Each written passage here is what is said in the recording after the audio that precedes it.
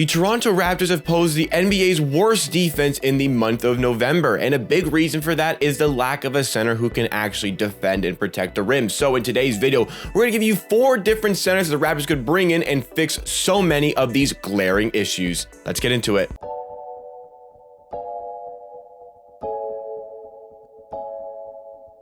Welcome NBA and Raptors fans. This is Amateur Sports, your source for everything Raptors related. We do Raptors news coverage, game recaps, mock trade breakdowns, and analysis just like this. So if you like the Toronto Raptors and you enjoyed content in this video style, then you are going to love Amateur Sports. So make sure you're subscribed to the channel. You can help us on our road to 8,000 subscribers. And in return, you get 4+ videos every single week, all concerning the Toronto Raptors. But let's get down to business for today's video. 4 different centers that the Raptors could bring into their team to help fix, and well, actually it's kind of 5 centers the Raptors could bring in, but 4 different trades in mind that the Raptors could still make at this given point to bring in centers, because the Raptors glaringly showed last night against the Indiana Pacers their lack of depth in the center position when Khem Birch is not available. We just don't really have that true rim protector. I mean, Precious Achiuwa has done okay. He's done okay. Chris Boucher is almost a non-factor and it's just so low IQ on defense. We absolutely need to get more depth in that position and need to get a more assured player when Khem Birch isn't available or just isn't on the court even when he is available. So what we're going to do over the course of the video, we're going to go through all 4 of the centers. Each time we go through an individual center, we are going to talk about why the Raptors could use said player, then give a little bit of a mock trade to kind of start us along the process of acquiring that player in no particular order. Starting with Nick Claxton coming from the Brooklyn Nets. The Brooklyn Nets, they got a lot of players who can play in that center position, and the way the Brooklyn Nets kind of thrive later on in the season and as well in the playoffs, it's probably going to look like a team that does not have a true center on the court. Blake Griffin starts in the center position for a lot of their games. Paul Millsap as well can play in that center position. Even last season, Jeff Green was playing in that center position for the Brooklyn Nets. They don't really need a guy like Nick Claxton, but a young and a developing player like Claxton could come in and help out the Toronto Raptors. He's 22 years old and stands at 6'11". This is definitely somebody that we could use. This season, he's averaging about 6.5 points per game, 5.5 rebounds, 1 block per game, and only 19 minutes of work. Some good field goal percentages to go along with that for Claxton. I think that bringing him in, somebody who has actual size and can protect the rim, could also deter a lot of shooting opportunities at the rim. It's not just about block shots. The 1 block in 19 minutes of work a game is pretty good for Claxton, but it's not just about block shots. It's about altering specific shots and also discouraging teams from coming into the paint. I think that Nick Claxton can provide that for the Toronto Raptors. Another thing that could be considered by the Brooklyn Nets is that Nick Claxton is on a 1-year contract. He's going to be looking to get some more money in the offseason. They don't really have a lot of money to be able to give players, so they may decide that they don't want to have to pay this guy and move him on and let somebody else do it. So Nick Claxton's making $1.8 million a year, so you have to add in other players to a trade. But a trade that I have in mind here is Nick Claxton and Jevon Carter coming to the Raptors in exchange for Chris Boucher. I will say that this trade doesn't quite work right now based on salaries, but there's some easy ways to move things around in order to make it work for both teams. Brooklyn would have to give a little bit more money in this trade, but there's some other fringe players, some other players just for filler they can add in to make this work. This is just a good base to bring in Jevon Carter, Nick Claxton. Jevon Carter would be, a somewhat okay bench piece for the Raptors, but it's more sort of balance of the salaries to bring Chris Boucher to the Brooklyn Nets. I've said all through the offseason, Boucher would be a great player for the Nets, a center who can space the floor. Not the greatest on defense, but Brooklyn could be looking for somebody who could space the floor as the 5-man on offense to give more space for guys like Kevin Durant to get to the rim. I know Boucher hasn't had a great season, but last season was an indication of what he can do. Offensively, he's looking better for the Raptors. Defensively, still much to do, but maybe Brooklyn Nets can kind of figure that one out in exchange for Nick Claxton. The second trade we have in mind is looking to get Marvin Bagley from the Sacramento Kings. He is not being utilized really at all by the Kings this season, and I think it's time for a fresh start for the Kings and a fresh start for Marvin Bagley. The Raptors could look into this one, a player who averages pretty routinely through his career 14 points a game and 7.5 rebounds on some very good shooting from the field. I think Bagley coming into the Raptors would solve a lot of the problems as far as the offensive game on the interior. Defensively, there are a lot of question marks about Marvin Bagley, which is why I'm not a huge fan of going for this one. It is an option. And also, you can acquire Marvin Bagley and get Tristan Thompson in a trade to add in some more depth for the center position. Tristan Thompson, we know lots about Tristan Thompson, just your average big, He's only 6'9", but he does defend the rim particularly well, can score on the inside, knows how to get a layup, he knows how to hit a tough shot on the inside. Tristan Thompson can come in and do a job for the Raptors. Marvin Bagley is 6'11", but again, the defense isn't the greatest, which is why I'm not a huge fan of this one, but what the trade would look like is the Raptors acquire Tristan Thompson and Marvin Bagley, both on one-year contracts. You can extend either if you would like. I think if you have this trade and you want to make it, you would want to extend one of them, but they both make some big money. So I think that you could find a way to send them Goran Dragic, $19.4 million. That's some free cap for them at the end of the season. But the reason that they would make this trade is going after a young big like Precious Achiuwa. They bring in Achiuwa, develop him as their center for the future. The Raptors get some for the here and the now, but I just don't think this one makes particular sense for the Raptors. It is an option if we truly do believe that we're going to be a playoff team and we want some extra help in that position.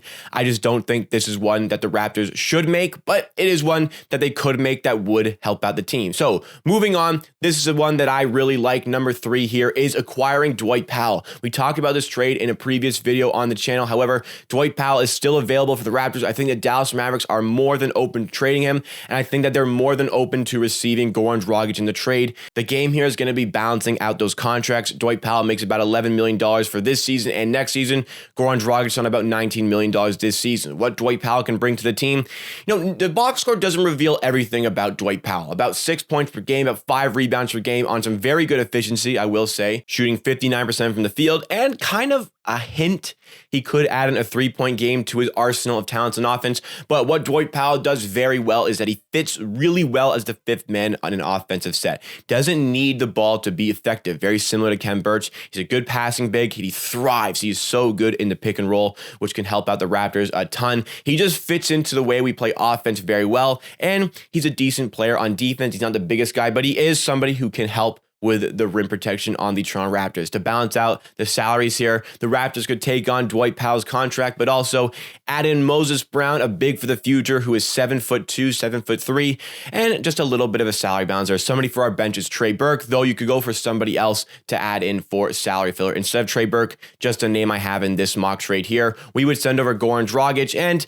I've listened to what you guys have said. We would probably have to add in a pick or two in order to really make this one work, but I think Dallas have an interest in Dragic. They want to add in a playmaker for their team to help them out in the playoffs, take some of that playmaking load out of Luka Doncic so we can focus on being that main offensive scoring threat as it comes to the playoffs. The Raptors get in a rim protector and come off the bench and be effective. For the last 3 seasons, Dwight Powell has averaged around 136 for his offensive rating and 110 for his defensive rating. He affects winning plays when he's on the court, something the Raptors could benefit from. The final trade on this list, and I think it might be my favorite one on this list, the Raptors bring back Jakob Poeltl. We talked about Jonas Valanciunas last week. That's going to be really hard to pull off the way he's playing, but Jakob Poeltl is somebody that I think the San Antonio Spurs will part with. He's averaging a career year right now, over 12 points per game, over 9 rebounds per game on above 60% shooting from the field.